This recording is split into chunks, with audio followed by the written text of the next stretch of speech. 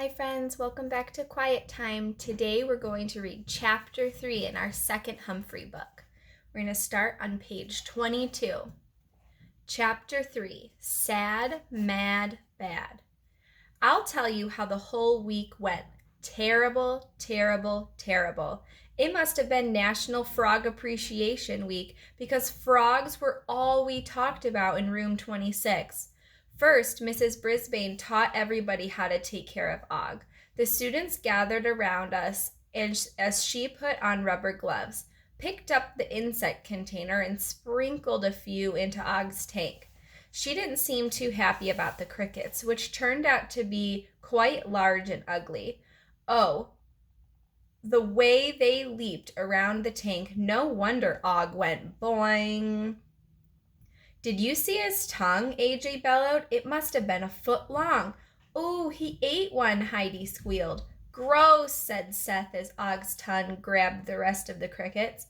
I want to pet him, said Mandy. Before anyone could stop her, she slid the top of the tank off, reached down, and picked up the big lump of frog. No, Mandy, said Mrs. Brisbane, but it was too late. He peed on me, Mandy shrieked, dropping Og back into his tank. Not that I blamed her. What unspeakably bad manners. Is that any way for a classroom pet to act? Seth jumped back, shaking his hands. Ooh. Gail giggled, of course, as everyone else did. Wash your hands with plenty of soap and hot water, Mrs. Brisbane told Mandy. To the rest of the class, she said, that's what frogs do when they're frightened. We must be gentle with poor Og. If you have to touch him, you must wear gloves. Pick him up by the shoulder blades and never squeeze his stomach, or you'll hurt him. She ordered my classmates back to their seats, not including Mandy, who was washing her hands. Then we had to learn more frog facts. They don't start out as cute, furry little baby hamsters. No, no, no. They start out as funny little tadpoles, then grow into ugly-looking pollywogs, and end up as big, lumpy frogs with bulging eyes. For some strange reason, everyone was fascinated with frogs, except Tabitha and me. She paid more attention to her stuffed bear than to anything else in class. I overheard Mandy complain to the other girls that Tabitha wasn't very friendly. I tried to get her to play at recess, but she wasn't interested in anything else besides that old bear. She's a big baby. Saya murmured, maybe she's shy. I was pleased that Saya had learned to speak up, but the other girls decided Tabitha was just unfriendly, like someone else who was new to room 26. After so much frog talk, Mrs. Brisbane moved on to the subject of poetry. First, we read a scary poem about a tiger. We also read a poem about a bee, followed by a silly poem about a purple cow. Some poems rhyme and some don't. But there are a lot of rhyming words like moon and June and cat and rat. Funny that those last two words rhyme, right? At night, while Og stared into space, I made lists of rhyming words in my notebook, better than trying to talk to him, as he continued to give me the silent treatment. Jumpy, bumpy, grumpy, lumpy. Funny that those words rhyme too. After a few days spent reading poems, Mrs. Brisbane said it was time for us to write our own poems. There were louder groans than the first time she mentioned poetry. Mrs. Brisbane held up her hand, which meant everyone had to be quiet. All of this is in preparation for Valentine's Day, when our class will present a poetry festival for all of the parents. Each of you will recite a poem you wrote or one you like. There were no groans now. In fact, some of the students looked excited. Even pay attention, Art Patel was paying attention. Mrs. Brisbane explained that our assignment was to write a poem about an animal, at least 6 lines long, with words that rhymed. Mandy raised her hand and the teacher called on her. My name rhymes with candy cane, she proudly announced. Mrs. Brisbane smiled. Mandy Payne rhymes with candy cane. Does anyone else have a rhyming name? Richie rhymes with itchy, AJ blurted out. What? Repeat it please, Richie. Words were flying through my brain. Humphrey, Pumphrey, Dumfrey, Lumfrey. Gale rhymes with hail. Heidi forgot to raise her hand again. And fail, Kurt muttered. I heard that, Kurt Chen, said Mrs. Brisbane. Well, Kurt rhymes with jerk, said Heidi, who was always ready to defend her best friend Gale. Please, no more, Mrs. Brisbane said firmly. Kirk also rhymes with work, so let's get back to work. I never saw my classmates work so hard before. Richie chewed on his pencil. Seth jiggled his leg. Heidi erased more than she wrote. Kurt scratched his head, and Miranda wrote and wrote and wrote. Then she stopped writing and raised her hand. Mrs. Brisbane, can you think of anything that rhymes with hamster? She said. Let's throw that one out to the class, said the teacher. Anyone? Leave it to Golden Miranda to ask such a good question. It got everybody thinking because it was so quiet you could have heard a pencil drop. 2 pencils did drop, in fact.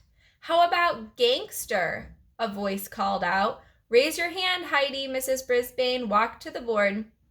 How about that, class? Does hamster rhyme with gangster? She wrote the word on the board and repeated them. Hear that? They don't have quite the same sound, do they? Well, I would hope not. Gangsters are bad guys, and I am definitely a good guy. Maybe you better find another word to rhyme, the teacher instructed. Try Humphrey, I squeaked in encouragement. There had to be something that rhymed. Try frog, shouted AJ. Lower your voice, AJ, Mrs. Brisbane reminded him. And raise your hand, added Heidi. Mrs. Brisbane shook her head, then began to write words on the board as my classmates shouted them out. Dog, frog, fog, log, slog, clog, and more. Nothing rhymed with hamster, but everything rhymed with frog. How depressing! I wondered how many words rhymed with sad, like mad and bad. After recess, it was Miranda's turn to clean my cage. She always does an extra good job of cleaning my potty corner and changing my water and bedding. And she always has a special treat for me, like a piece of cauliflower. Yum. Sorry, Humphrey. I tried to write a poem about you, she told me. I think I'm going to have to write it about Clem instead. Clem was Miranda's dog, the one who tried to eat me when I stayed at her house. How Golden Miranda could put up with Clem was beyond me. That night, I wrote my very first poem ever. I asked Og if he wanted to hear it. His silence wasn't too encouraging, but I decided I would read it anyways. When Miss Mac left me for Brazil, she made me sad, sad, sad. When Clem the dog was mean to me, I felt real mad, mad, mad. Now Og's moved in, and he's got me feeling bad, bad, bad. In fact, this is the worst week I've ever had. I waited to hear Og applaud, or at least give me a grudging boing. I heard only silence. When I glanced over at my neighbor, he was grinning from ear to ear, or he would have been if he had ears. Somehow his smile didn't cheer me up at all. I felt better the following day, though, because it was Friday, and that meant I would get a little break from room 26 and the green and grumpy lump. Every weekend, a different student took me home, and I'd had many wonderful adventures with my classmates and their families. I've even gone home with Principal Morales. This week, I was going home with Wait for the Bell, Garth Tugwell. He'd wanted to take me home for a long time. Can I take Og home too? Asked Garth. I think Og can stay here, Mrs. Brisbane answered. Frogs don't need to eat every day, except when they're young. Funny, I didn't feel quite so sad, mad, bad anymore. Can't your mom pick us up? AJ asked Garth after school. I couldn't see him, but I could hear him as he waited outside for the bus. I had a blanket over my cage because it was cold outside. I didn't mind, though, as long as I was far, far, far away from Og, who hadn't even tried to say goodbye to me. My dad said not to bother her. She's been sick, said Garth. Couldn't your mom pick us up? I wish, AJ sighed. She has to pick up my sister from kindergarten and put the baby down for a nap. Did you tell your folks about Bean? Asked Garth. At least I thought he said Bean. Things sounded a little muffled from under the blanket. Nah, said AJ. Last time I said somebody was picking on me, my dad signed me up for boxing lessons. I hated people punching me. It was worse than being picked on. I tried to sort out what AJ meant by getting picked on. By a bean? By a boxing bean? I didn't have time to figure it out before the bus arrived. Here goes, said Garth, lifting my cage. Let's stick together no matter what. Okay, be sure to sit in front by Miss Victoria, whispered AJ. That's the safest. By the shuffling and scuffling sounds, I could tell that we were on the bus. Luckily, a corner of my blanket slipped down, and I could see Miss Victoria, the bus driver, glancing over her shoulder. Keep moving, guys, she said in a firm voice. Whoa, ladies, one of you has to go. Can't have 3 in a seat. 3 first-grader girls were huddled together in the seat right behind the driver. We're not moving until one of you goes. You move, Beth. The girl on the edge timidly got up and stared down the aisle, nervously, looking back at her friends. Keep going, folks, Miss Victoria snapped. Suddenly, boom!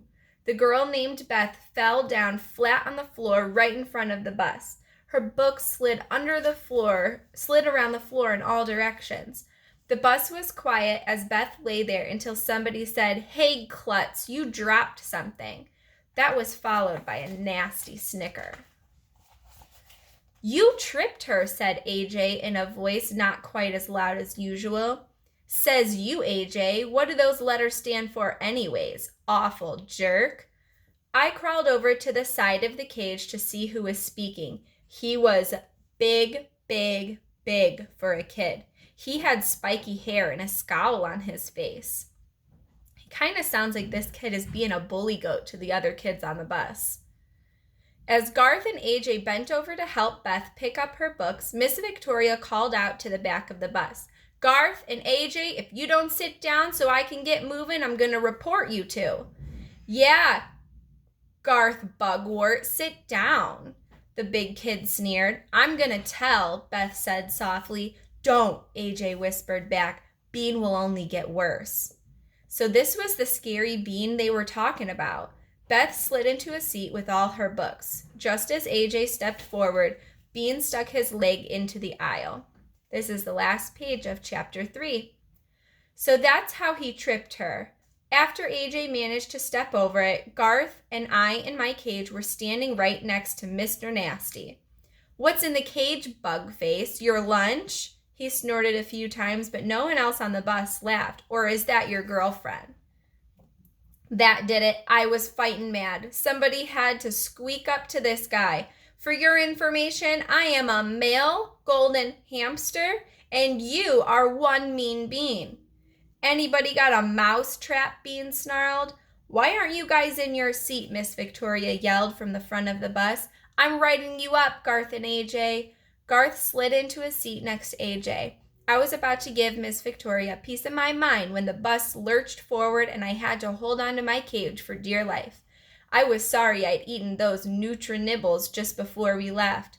All week I'd been looking forward to going home with Garth. Now I wasn't sure if I'd ever make it there. That's the end of chapter 3. Tomorrow during quiet time we'll read chapter 4 on page 32. Good night, friends.